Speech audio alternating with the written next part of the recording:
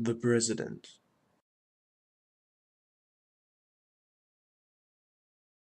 Number 13. Millard Fillmore. Millard Fillmore was born on January 7, 1800, in Locke, New York, to Nathaniel and Phoebe Fillmore. Fillmore's father lost a farm where Millard was born, but the family moved to another part of the county to rent a piece of land. Fillmore was apprenticed to a cloth maker in his youth, but he decided to buy his way out of the apprenticeship and become a lawyer. Eventually, he started his own practice at age 23. He also fell in love with one of his teachers who was 2 years his senior. Fillmore and Abigail Powers were married in 1826. The young man started his political career at age 28 when he ran for and won a seat in the New York House of Representatives. He was in the Whig Party, which was formed to go against the Jacksonian Democrats. After serving 4 years in the New York legislature, he ran for the U.S. House and won. He won the office again in 1836, but lost a bid for the governorship of New York in 1844. In the election of 1848, the Whig Party nominated Fillmore for vice president, with General Zachary Taylor as president. The Taylor-Fillmore ticket won out over the opposition and were inaugurated in March of 1849. During Taylor's administration, a series of highly controversial bills arose in Congress. These bills, known collectively as the Compromise of 1850, were brought up over California wanting to enter the Union. The question arose over whether or not the Bare Flag State should be slave or free.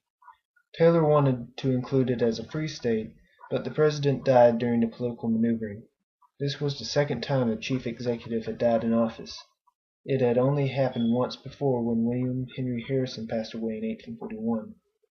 Fillmore assumed the role of president afterwards and inherited the problems of his predecessor. Fillmore, unlike Taylor, actually promoted the compromise. Later that year, the legislation was passed.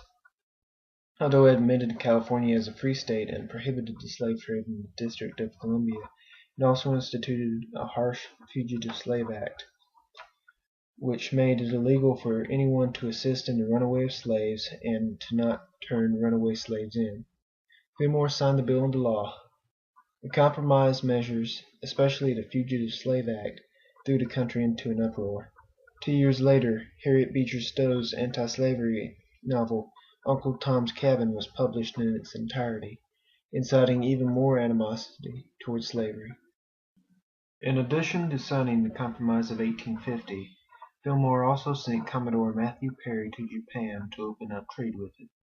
The United States became the first country to trade with the island nation in hundreds of years. When time came to elect a new president in 1852, Fillmore's advocacy for the compromise, especially in the notorious Fugitive Slave Act, cost him the support of Northern Whigs and therefore the nomination. The Compromise of 1850 ended up destroying the Whig Party, splitting it between Northerners and Southerners.